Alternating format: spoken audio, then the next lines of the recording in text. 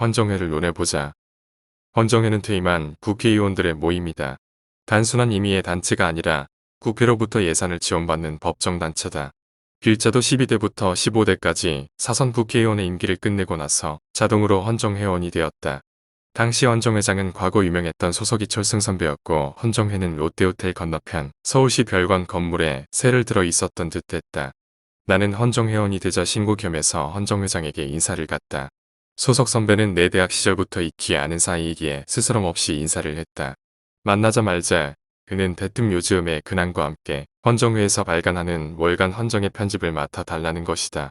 내가 젊었을 때 사상계 출신이라는 것을 알고 아는 얘기인데다가 나는 그에게 빚진 것이 있어 군소리 없이 그렇게 하겠다고 했다. 소속 선배에게 내가 빚진 것이란 무엇인가? 소속이 민주당 의원으로 자유당 정권에 맞서 싸우다가 새에 밀려 미국으로 망명을 떠나 7년 만에 귀국한 적이 있다. 마침 그때 나는 민주당의 후신인 민중당의 대표로 있던 유진호 박사의 보좌관으로 있다가 유 박사의 득병 후 의원직을 내놓은 상태가 되자 나 역시 보좌관이라는 직책도 자동적으로 없어지게 되었다. 그때 마침 귀국한 소석이 정치를 재개할 요령으로 보좌관을 찾고 있을 때 고려대학교 출신의 국회의원인 송원영 의원과 한영수 의원이 나를 소석의 보좌관으로 추천했던 모양이다.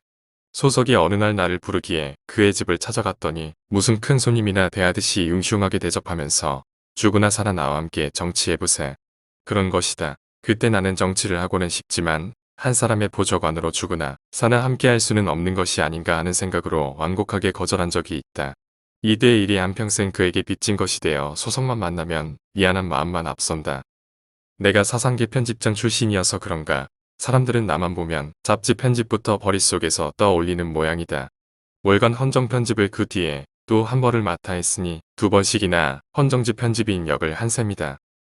내가 사상계 편집장 출신이어서 그런가 사람들은 나만 보면 잡지 편집부터 머릿속에서 떠올리는 모양이다. 월간 헌정 편집을 그 뒤에 또 한 번을 맡아 했으니 2번씩이나 헌정지 편집인 역을 한 셈이다. 편집인으로 있을 때 모교상 의원이 헌정회장으로 재임하고 있는 중에 우리나라 영토 문제에 관한 글을 가끔 쓴 것이 어쩌다 모교상 회장의 눈에 띄었나 보다. 어느 날 그가 말하기를 글로만 발표할 것이 아니라 아예 헌정회 안에 영토 문제 연구회를 만들어 연구 활동을 하면 어떠냐는 의견을 보내왔다. 그래서 예산만 주면야 그런 것도 좋겠다 싶어 그 즉시 회원 20여 명으로 영토문제 연구회를 만들어 서울대학교 고병희 총장의 따님으로 역사학자인 고혜영 교수를 초청하여 강연을 듣기도 했다. 당시 헌정회 회의실에는 천관 회원들이 빈자리 없이 꽉 찼던 걸로 기억된다. 그 뒤 연구회는 나의 게으름으로 유야무야되고 말았다. 헌정회와 관련하여 잊을 수 없는 일은 몇 년도인가 기억이 없지만 철원인가에 있는 국회연수원에서 헌정회 창립 50주년 기념으로 개최한 헌정회의 발전 방향에 대한 세미나에서 주제를 발표한 적이 있다. 그 내용이 마침내 컴퓨터에 저장되어 있기에 간략하게 남아 소개에 불과한다. 샵 헌정회 발전 방향에 대한 소견. 헌정회는 원로회의 모습으로 의연하게 현실 정치를 보완해 나아가면 어떨까 싶다. 원로회는 결코 양로원과 같을 수는 없다. 어떤 형태로건 현역 못지않은 정치적 사회적 공헌을 통해 위상을 제고하고 역할을 확대해 나가야 한다. 그 첫 번째가 헌법연구소의 설립이다. 헌법연구는 단순히 개헌을 위한 연구가 아니라 4차 산업시대에 대처해야 할 인간의 문제와 다문화 국가로서 갖추어야 할 제반제도, 통일헌법의 연구, 헌법 운영에 대한 연구 및 국회에서 할 수 없는 연구를 헌정회가 수행해 나간다면 얼마나 좋을까 싶은 것이다. 선거제도와 지방자치에 대한 연구는 물론 나라와 인간이 추구해야 할 기본 가치 내지 모든 정치의 본질을 다루자는 얘기다. 난민 문제, 인구 문제, 평등 문제, 빈곤 문제, 국경 문제, 민족 문제와 인종 문제, 폭력 문제, 통치 문제, 종교 대립 문제 등 현대 국가가 안고 있는 모든 문제를 한번 다뤄보자는 생각이다. 두 번째는 국회와의 관계 정립이다. 엄밀히 말하면 국회를 떠나 헌정회는 존재할 수 없다. 정당 발전의 초석이 되고 정치 발전에 기여하는 싱크탱크로서의 헌정회가 된다면 국회의 입장으로 보아서도 그 이상 바랄 것이 없을 거라고 생각한다. 기존의 법률 중에 단 한 줄만 고칠 수 있어도 그것은 성공이다.